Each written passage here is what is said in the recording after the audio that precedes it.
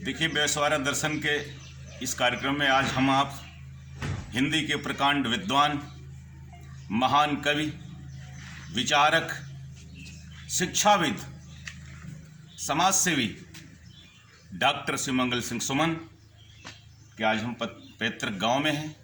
आइए उनके घर से हम आपको परिचय करा रहे हैं। ये देखिए, उनका जो है ये सुमन जी इसी घर में रहा करते थे।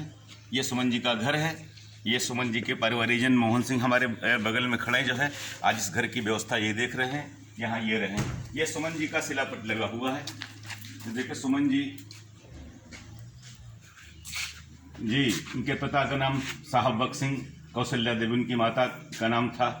वे हिंदी प्रवक्ता विक्टोरिया कॉलेज ग्वालियर में रहे, उज्जैन में रहे और नेपाल के राजदूत रहे, माधव कॉलेज के प्राचार्य रहे, उपाध्यक्ष काली दास अकेडमी के वो रहे। मध्य प्रदेश शासन ने उन्हें देव पुरस्कार, नवीन पुरस्कार, उत्सव पुरस्कार, पद्म श्री पुरस्कार भारत सरकार द्वारा उन्हें दिए। सोविलैंड नेहरू पुरस्कार, इस तरह अनन्य अगर पुरस्कार हम गिनाने लगेंगे तो अपने आप में एक ग्रंथ बन जाएगा। तो ये सुमन जी का ये घर है जहां हम देख रहे हैं। ये सुमन जी का चित्र लगा हुआ है। आइए हम ये दिखाते हैं। ये देखिए, ये सुमन जी यहाँ सब बैठा करते थे। ये उनका घर है। तो सुमन जी का गांव ये झगरपुर। अब उन्नाव से आना हो तो उन्नाव से 40 किलोमीटर 12 गांव पड़ेगा, 12 से 1.5 किलोमीटर पर झगरपुर गांव पड़ता है।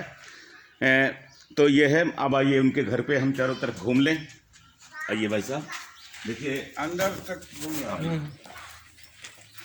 ये सुमन जी यहीं खेले, यहीं बढ़े।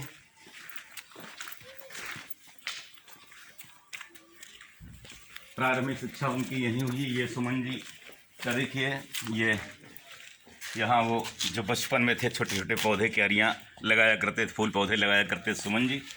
ये उनकी मूर्ति लगी हुई। ये सुमन जी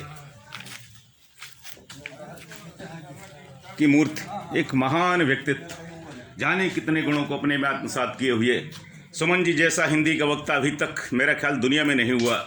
उनके बारे में कहा जाता, सुमन जी जब बोलते थे उनका एक एक अंग बोलता था, उनकी लट बोलती थी, उनके बाल बोलते, उनके कान बोलते थे, उनकी उंगलियां बोलती थी। ऐसा वक्ता अभी तक नहीं हुआ। और सरल और सहज इतने कि आप कितनी महत्वपूर्ण बैठक में, प्रधानमंत्री की बैठक के, लेकिन उन्नाव की स्लिप चली जाए तो बिल्कुल वैसे भागते थे जैसे सुदामा का नाम सुन के श्री कृष्ण भगवान सिंह से छोड़कर भागे थे। तो ये उनकी मूर्ति लगी हुई है।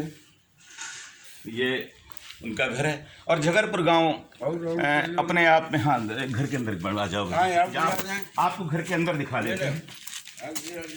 ये झगरपुर गांव और भी बहुत महान, यहाँ सबसे ईमानदार विधायक 7 बार जो रहे, झिलमिनी गांधी के नाम से पूरा देश जानता है, कुआं बहुत मशहूर, वो यही है। ये सुमन जी की एक बड़ी मशहूर कविता इसी कुएं पे बैठ के लिखी थी, एक नायिका पे कविता। ये वही कुआं है जहाँ पर सुमन जी ने तमाम कविताएं लिखा। ये सुमन जी का कुआं आज तक सुरक्षित रखा मोहन बाबू ने, उन्हें बहुत बहुत धन्यवाद। आइए जी जी